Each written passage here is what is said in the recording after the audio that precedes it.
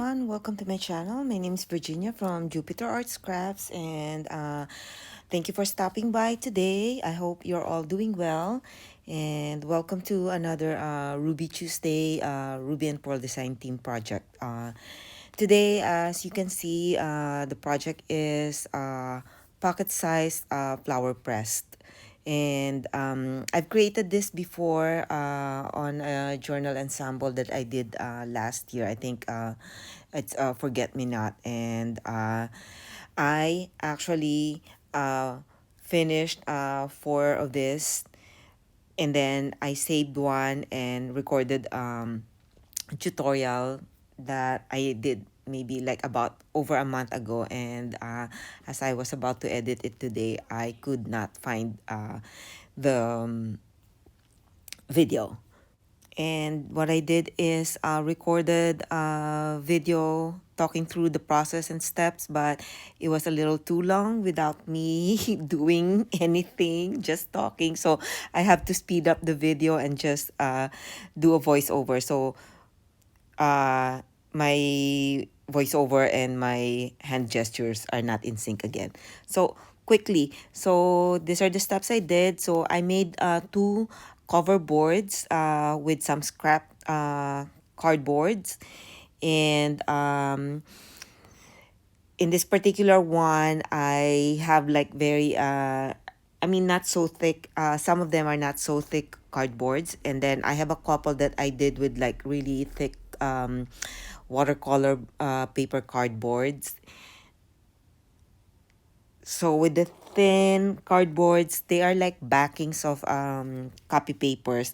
I cut up four pieces of the cardboards to the size, which is one of them, the bigger one, is an A6, which was what I created before.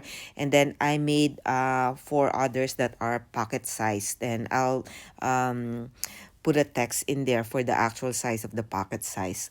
So for the little flimsier cardboards, I cut up four pieces of them and glued each of them on top of each other. And then once it's dried, I sewed them on the sewing and stitched them on the sewing machine. I'm showing in here a thicker watercolor cardboard pad that is just a single piece of cardboard. So if you have some thicker cardboard, that would work out great. And then after you've cut up the cardboard to size, I inked the corners, like not just the corner, like kind of like the towards the edge where it will not be covered by the cut up images that I glued over on each side. So that's the next step. The cut up images from the digitals, I glued them over onto the cardboard on each side of the two cover boards. So there are actually four images, or I one of them I decoupage collaged with some prints and pressed flowers, which I'll be showing later.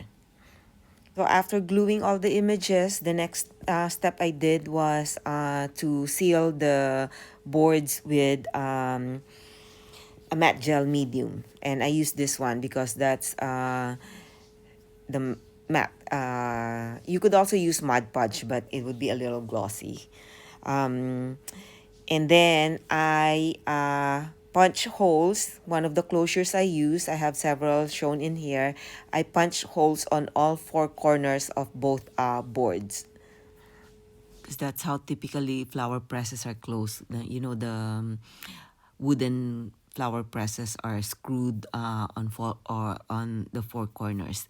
So we're going back ways. Instead of like closing it, I'm opening it now. So in through the holes of the four corners, I threaded hemp twine for the I made the edge of the twine stiff by adding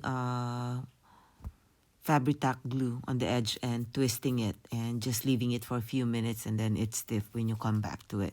So you just thread through the but I'm undoing it now and wrapping it all around tightly and tying it um, into a ribbon so that it can be opened later on.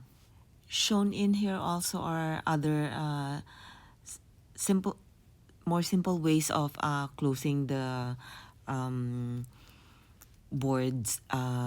There's one here, the one with the red, yellow, pink roses that are simply tied around with twine. And then to the right of that, the right upper hand, I have a sari silk wrapped around the cover boards, and below the gray print with just like a stretchable strap wrapped around it. And I printed all the images on brown packaging paper. So it has they're a little bit subdued and rustic looking, but this particular print from the angel's background was like turned out this way. So I printed it again and adjusted the saturation. That's the one that you're seeing here, in the one with the sari silk wrapped on it. It's still pretty, and I used them in some of this, but everything else was printed on its original setting. So I'm showing right now how I glued images, and then on this one I decoupage pressed flower. So the press itself in the middle is comprised of folded pages of brown paper packaging. This one is loose. That's how usually our flower presses. They have like sheets of paper or cardboards in between them, and then you press the flower in between, and then you stack each sheets of cardboard paper. So I showed this one loose one because the others I did kind of like a booklet, so they are bound together. And the way I bound them is by gluing one sheet of the folded paper on top of the other, and then you paste glue the next sheet of paper on top of the other. I think I have a video of the similar. I mean, I think when I made it's called a calendar, the calendar that I made at the beginning of the year. I don't know if I mentioned, so I cut the brown packaging paper in the copy paper size, and then I flattened them out in between book pages and stack uh, books on top of it. Okay, but just a disclaimer, printing on those paper that are not completely, I mean, it's flat, but they've got wrinkles on it. It can cause jamming. So I think there was one page there that was like with the printing error because of a jamming. It's easy to fix, so but I'm just letting you know if you decide to do that. Yo, I forgot. Why create a pocket-sized flower press when we could simply press flowers in between book pages? And that's how I usually do my flower presses, pressing them in between book pages and stacking some books over it.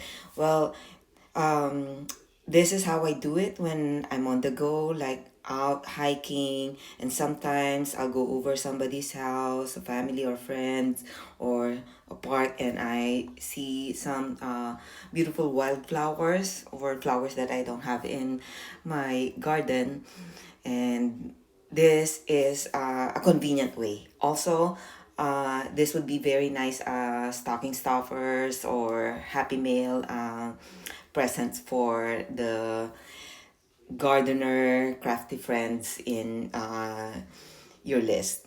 I'm showing in here some with actual pressed flowers.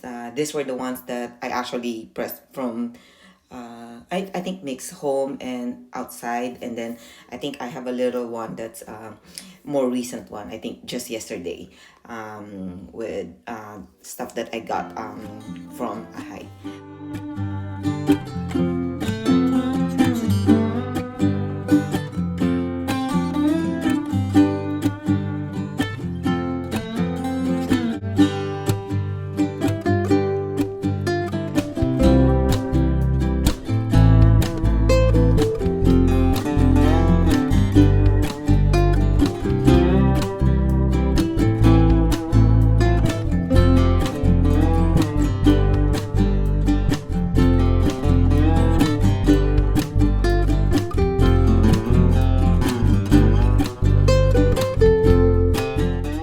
Also do a strappy closure.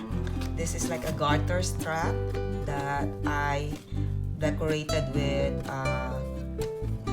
hemp trim that I stitched it one time through here, and I did not glue this here.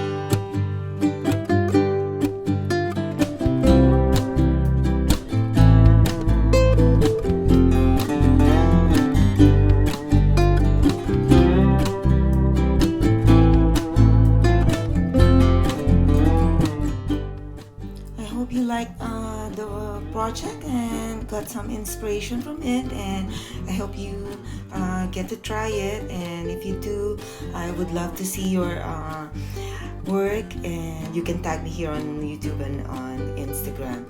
So thank you for joining me today, and I'll talk to you in my next project. I hope you all have a wonderful day. Thank you.